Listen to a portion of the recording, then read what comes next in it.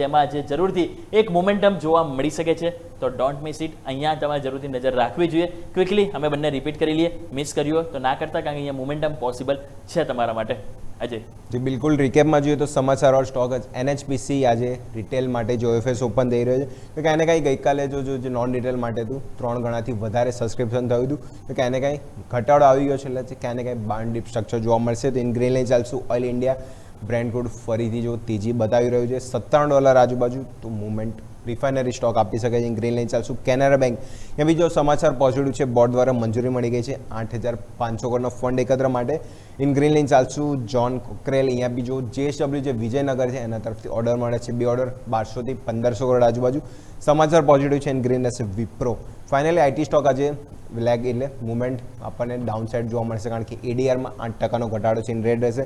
Hero મોટોકોર્પ જે ભારતની પહેલી 100% ઇથેનોલથી ચાલતી બાઇક અહીંયાથી લોન્ચ કરવા જઈ રહ્યો હતો.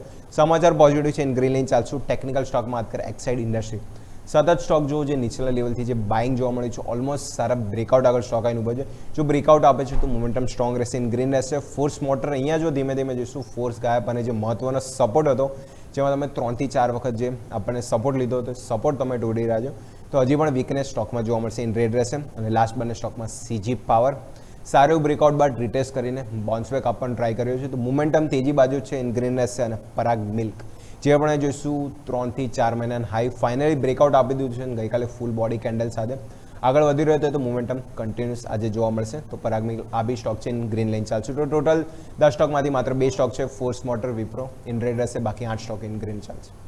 ઓકે, તો આવો ક્વિકલી મારા પણ 10 સ્ટોક્સ આપણે રિપીટ કરી લઈએ. તો મારા પહેલા 2 સ્ટોક્સ આપણે જેમ વાત કરી ટેકનિકલ બ્રેકઆઉટ વાળા હતા, એમાં આપણે વાત કરી એકમે સોલાર. ગઈકાલે સ્ટોક્સમાં તમે જુઓ તો આપણને 52 વીક હાઈ સાથે આપણને ઓલ ટાઈમ રેકોર્ડ હાઈ બન્યા અને મજબૂતી સાથે હાઈ ઉપર ક્લોઝિંગ આપ્યું, જે બતાવે છે હજુ તેજી શક્ય છે. Green line ચાલીશું. સેકન્ડ આપણે વાત કરી IFCL લિમિટેડ. અહીંયા તમે જો એક સરસ બુલિશ કેન્ડલ બની છે, 2 દિવસના ઘટાડાને ક્રોસ ઓવર કર્યું, હાઈ ઉપર ક્લોઝિંગ, તો અહીંયા પણ મજબૂતી પોસિબલ છે, એટલે ગ્રીન લાઈન ચાલીશું. હવે વાત કરીએ ઇન્ડિગો. તો ઇન્ડિગો અહીંયા 31 ઓગસ્ટ 2026 થી ખાસ કરીને માન્ચેસ્ટર ફ્લાઇટ સર્વિસ છે, એ ખાસ કરીને અસ્થાયી રૂપે બંધ કરવા જઈ રહ્યા છે, એટલે નેગેટિવ છે. બ્રેન્ટ ક્રૂડ ઓઇલ વધી રહ્યું છે, એ પણ નેગેટિવ છે, એટલા માટે રેડ લાઈન ચાલીશું. તમે મેનકાઇન્ડ ફાર્મા જુઓ તો મેનકાઇન્ડ ફાર્મામાં જેફરીઝ દ્વારા બાયના રેટિંગ છે, 3000ના ટાર્ગેટ છે, પોઝિટિવ મોમેન્ટમ પોસિબલ છે. ગ્રીન લાઈન ચાલીશું.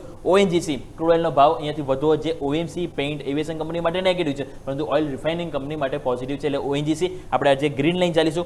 કોન્કોર્ડ બાયોટેક USFDA તરફથી અહીંયા એમને મહત્વની જે ઇમ્પોર્ટન્ટ દવા હતી જેના માટે ANDA મંજૂરી મળી ગઈ છે, એટલા માટે અહીંયા ગ્રીન લાઈન ચાલીશું. બીજું વાત કરીએ તો અહીંયા આપણે વાત કરીશું તો એ છે ફિઝિક્સવાલા. તો ફિઝિક્સવાલામાં ટેકનિકલી સેટઅપ નેગેટિવ છે, વધારે એક ગેપ છે નીચે, એક ગેપ પૂરો થઈ શકે, એટલે રેડ લાઈન ચાલીશું. એબોટ ઇન્ડિયા 3 દિવસથી સતત બેરિશ કેન્ડલ, ગઈકાલે ફૂલ બેરિશ કેન્ડલ બની છે, મોમેન્ટમ હજુ પણ નેગેટિવ પોસિબલ છે, રેડ લાઈન ચાલીશું. PTC ઇન્ડસ્ટ્રીઝ અને ન્યુજન સોફ્ટવેર બંનેમાં તમે જો ગઈકાલનું જે ટ્રેડિંગ સેટઅપ છે બહુ સરસ પોઝિટિવ, અને એક નવા બ્રેકઆઉટની તૈયારી ઓલરેડી PTCમાં મળી ગઈ છે, ન્યુઝનમાં તૈયારીઓ છે, તો બંને સ્ટોક્સ આજે આપણે ગ્રીન લાઈન ચાલીશું. સો દર્શક મિત્રો, આજે આપણે જે ટોટલ 10 શેરની વાત કરી, એમાંથી મારા 3 સ્ટોક્સ છે રેડ અને 7 સ્ટોક્સ છે જેને પોઝિટિવ લઈને ચાલવા માંગીશ. અજયના 2 સ્ટોક્સ રેડ છે. સો બેસ્ટ 20 સ્ટોક્સની વોચ લિસ્ટમાં 5 સ્ટોક્સ આજે આપણે લાલ નિશાન સાથે અને 15 સ્ટોક્સ છે જેને આજે આપણે લીલા નિશાન સાથે નજર રાખીશું. તો અહીંયા નજર રાખજો, મોમેન્ટમ શક્ય છે.